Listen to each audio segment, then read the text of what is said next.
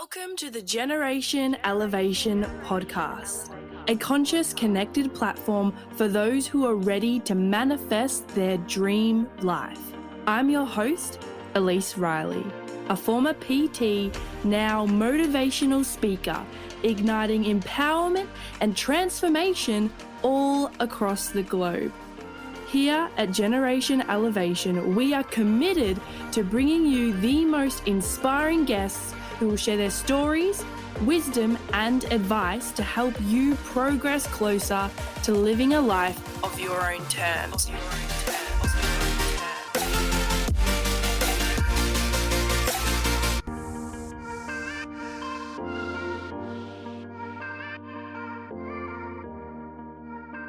So in today's episode, I wanted to speak about meditation and why it is such an important tool that I use in my routine every single day to help elevate my mood, to help elevate my vibration, and to help me attract more of the things that I want into my life, to help me create my own experience rather than live a life by default. Now, you're probably wondering, how is all of those things possible just through meditation? Like, you may have seen people cross-legged, hovering, crystals, all the things, right? And think that, oh, that's not for me. Or, I don't have time for that. Or, I'm not spiritual. Or, that's a bit woo. And to be honest, I had a friend today ask me how I even got on this whole mindset, spirituality, mindfulness path. And it gave me this idea to record this whole topic. About 2 years ago now, just at the start of COVID in Australia, I was living in Melbourne. We had heavy restrictions, heavy lockdowns, and I was no longer working in the gym. I was working online and studying for my nutrition exams. I was going through a huge identity shift in my life and facing a lot of fears, stepping out of my comfort zone, and really just finding this new sense of self and confidence. Amongst this journey, I had also been in a very long-term relationship. So I was 19, 20, and I'd been with this person for 4 or 5 years. So I was heavily in love with them, and I had this moment where I started to realize that potentially I didn't see a future with them. And this was a really hard concept to grasp because on paper, this person was so perfect. They had every single thing that I wanted at the time in a partner. They got along really well with my family and we had so much fun together. I loved this person with my heart and soul, but I just had this inner knowing that it wasn't meant to be and that we were going in separate paths, separate journeys. Our souls were not going to be together forever. I just had this inner knowing. And this whole concept, it was really heavy to hold in my heart. And I was very confused being so young at the time and in such a long-term relationship. It felt like, was I making a wrong decision by breaking up with this person? Was I making a right decision? Honestly, I remember writing in my journals, like, is this going to be the worst decision of my life? Am I going to screw something up that is so good just for the hell of it? And I really struggled with this whole concept for a really long time because I did really love this person. And I was so confused to why I had that just inner voice, that inner soul calling that there is something else. There's something else I need to do. And that was to go to the Gold Coast and live by myself. So for most of COVID and during the lockdowns, I spent a lot of time walking, as I'm sure most of us did. And you're probably out walking, listening to this right now. However, I spent like 3 hours a day walking every single day between clients, 3 hours long, listening to podcast after podcast on double speed because I just wanted the answer. Should I break up with this person or should I not? Is this going to be the worst decision of my life or is it going to be the best? And I was so stressed with just wanting someone else, seeking externally outside of myself to find the very answer that actually was within the whole entire time. So I remember walking one day, well, months and months into this whole identity crisis, and I remember just feeling so frustrated and so annoyed and flustered and overwhelmed with myself that I pulled out my headphones and I almost looked up at the sky, I guess you could say, and just said, help me. Whoever was listening, whatever was listening, help me. And I got this really strong voice come through my head, and it wasn't my own. Now, believe what you believe, I am totally for everyone and for whatever it is that you believe and have faith in. I totally respect that. However, for myself, I believe in a greater source, a greater energy, and at the end of the day, I really believe that all of these stories, tales, memories, philosophies all lead to very similar concepts. So for me, I believe in angels and spirit guides and universe and source energy. And you probably may already know that or not. I speak a lot about this in one of my early podcasts with my amazing, beautiful mentor, Simone DeHaas. And so I had this really strong voice come through as I pulled my headphones out in frustration, said, help me to the sky, meditate. And I said, I don't have time for that. Meditate, meditate, meditate, meditate. Okay, fine. I'll meditate. So that afternoon, I went inside and I sat down and did what I thought was meditation. I did it for 5 minutes because I believed that I did not have enough time to meditate and that I was way too busy to sit still for longer than 5 minutes. So I ended up doing it, and then I made a pact to myself, okay, clearly I need to do this more. So I'm going to sit for 5 minutes every single day and try not to think about anything.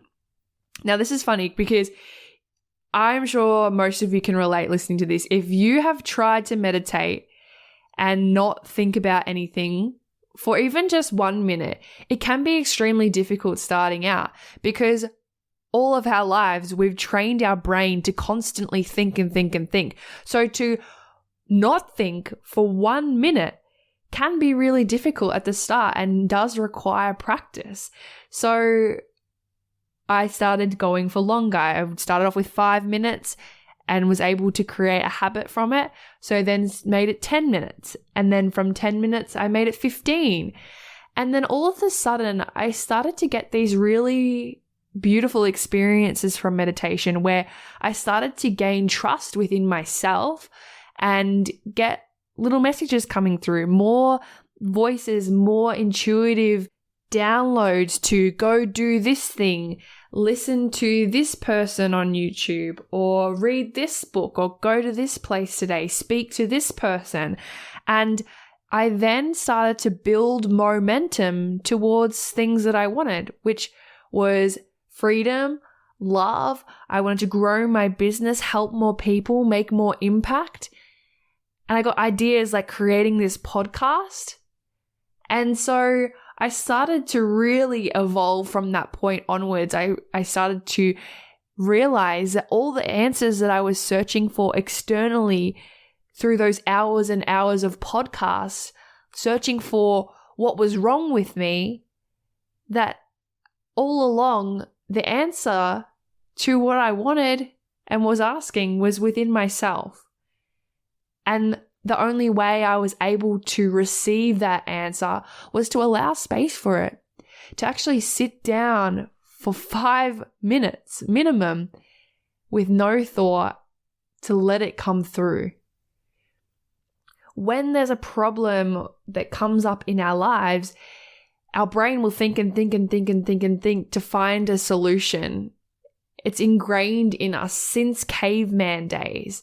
However, the thing with this, if we're constantly thinking and thinking and thinking and not actually allowing space for us to be present in this moment and to feel good now, it makes it really hard for us to hear that answer when it comes through. It was only when I took my headphones out and asked for help, and I truly believe that our soul, ourselves, our body is connected to the source, energy, universe, God, like the tree of life. And I asked for help to an energy that is connected to myself, and then received the answer, which was meditate. And then I followed that step. I trusted myself. I followed step 1, and then step 2 appeared. Then step 3 appeared. And then all of a sudden, I was single and moving across the country all the way to the Gold Coast. And now I'm here on my own podcast, sharing this story with you in the hope that I can inspire you to take 5 or 10 minutes out of your day to just sit and allow space for you, to receive you. And meditation, it is such a buzzword right now. Mindfulness, meditation, breath work. These are all tools for your tool belt, and it can look totally different for everyone. There's so much rules and regulations and good and bad these days, whereas meditation is literally knowing thyself. And for me to go and tell you this is how you do meditation X, Y, Z, it would be totally going against what is right for you. There really is no rules with it. It is just allowing space in a certain period of time for knowing yourself. For me, sometimes I'll sit and really focus on my breath, or really focus on what noises and sounds I can hear, and really try not to think about anything. Sometimes I just observe the thoughts that come up. Sometimes I do an energy protection meditation. Sometimes I do a guided meditation. Sometimes I even hold my crystals when I do my meditations. Sometimes I sit up. Sometimes I lie down. Sometimes I'm at the beach. Sometimes I'm in my bed. And sometimes I am getting crazy visions and messages, and sometimes not at all. It really is an intuitive process where you get to know yourself, where you start to learn how to trust yourself. So for me to go and tell you this is how you do it, it would be kind of going against what your soul knows to be good for you. So the whole purpose of this podcast, if you are going through a really tough time right now and you are finding that you're searching externally for the answer to what's wrong with you, or why this is happening to you, or blaming, complaining, and justifying with other people going through similar experiences of how horrible things are, rather than focusing on what you want, which is most likely peace, love, joy, abundance, clarity. When you focus on what you want, you start to attract more of it. Where your focus goes, your energy flows. And you may be thinking, yeah, but Elise, I don't have time to meditate. I'm so busy. And my answer to you is, that's interesting, because we all have heard the metaphor of When the airplane hostess or host says, you put your oxygen mask on in an emergency, make sure you put yours on first before you help everyone else, because you can't help everyone else if you don't help yourself. We've all heard that. The thing with that is we are taught that it's only okay to put ourselves first, to put 5 minutes aside for ourselves only in emergencies, only when shit hits the wall, shit hits the fan, only when we are so stressed, only when we're in the middle of a breakup, only when we have no idea what the hell we're doing in our lives, only when everything feels like it is all over. We are taught that that is the only appropriate situation or time where it is okay to put ourselves first. Are you the type of person that will wait till you get sick to take a day off, or wait till you get injured to really properly rest? Because that used to be me. And now that I have learned how important it is to put myself first, just by starting with a small step of meditation and being present and grateful in this moment right now, that is when everything started to unfold for me. That is when the momentum of my life shifted. That is when I started to create my own experience. That is when I stopped living life by default and instead choose the life that I wanted to live. I share this with you now because I want the same for you. I want you to be the creator of your experience. I hope that you feel inspired to go out there and be a better person, and to go out there and be the best version of you that you can be. And if meditation helps in any way with that, then I've done my job.